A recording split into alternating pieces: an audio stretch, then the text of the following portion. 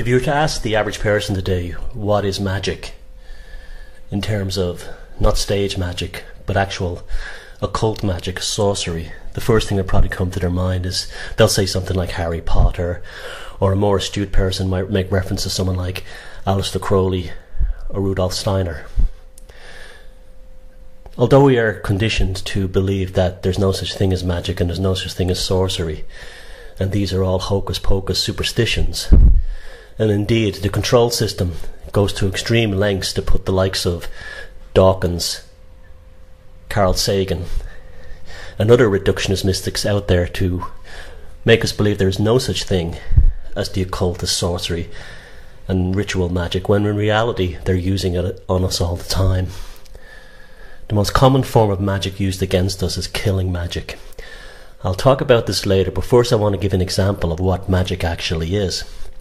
Magic is nothing more than taking something that exists in imagination and then bringing it into reality. That's the definition of magic.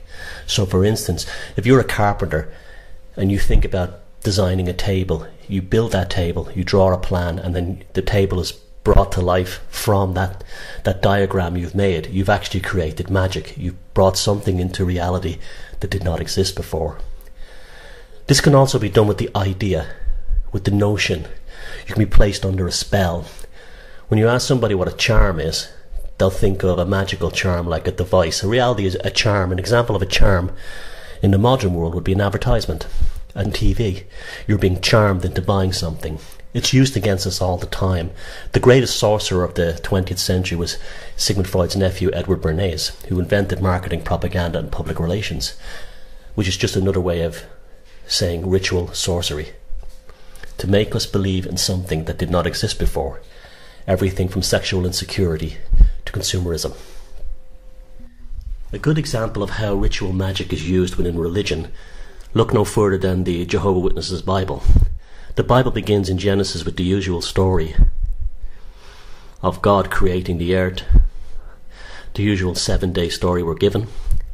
But suddenly, several paragraphs into the Genesis story, the term God is replaced with something called the Jehovah God. This is a classic magic sleight of hand.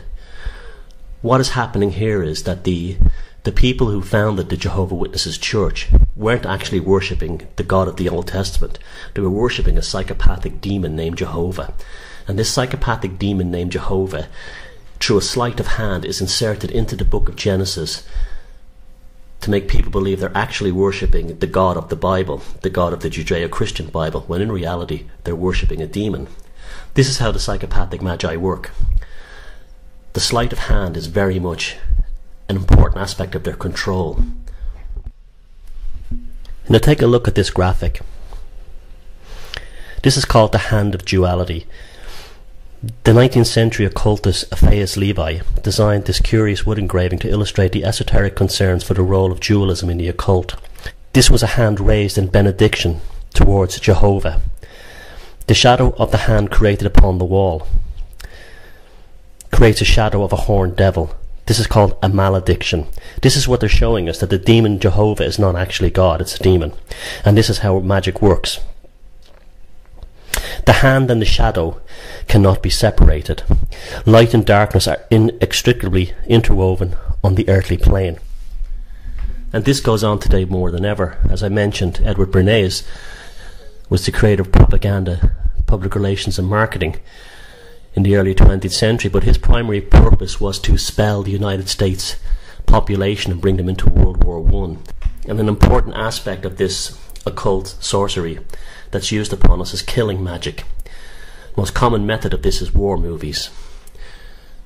Prior to every major conflict, there's always a war movie. The Four Feathers was released in 1939 to bring men of the English-speaking world into World War II. This rallied the troops to spellbind them that if they stayed behind they were cowards. And this continued through the Vietnam War. You had John Wayne in the Green Berets. And before the first Gulf War you had Tom Cruise and Top Gun. And before the second Gulf War you had garbage like Jarhead, convincing naive and generally well-intentioned Americans to enter into processing units at places like Fort Dix and Fort Bragg in order to be converted into murderous, mindless killbots and cannon fodder for the same corporations who are spellbinding us with their logos and advertising. This is what killing magic is. Killing magic really began back in Neolithic times with paintings of cave art. It's also called hunting magic.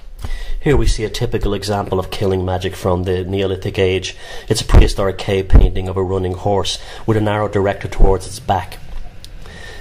Many of the cave paintings in prehistoric Europe appear to have a magical purpose. Some are quite certainly involved with the ritual killing of the image as a part of the hunt magic.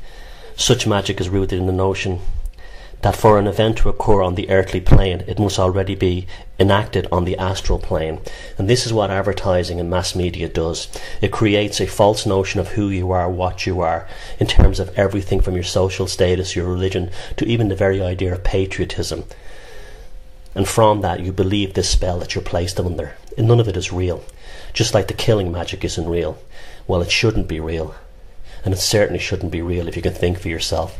This is the problem. We've been educated out of the ability to think for ourselves by the over-activation of our left brain, that we never actually reach self-actualization in terms of our own psychology. The result being we're cannon fodder, not just for the military, but from everything from corporations to religions. That's killing magic. Wake up.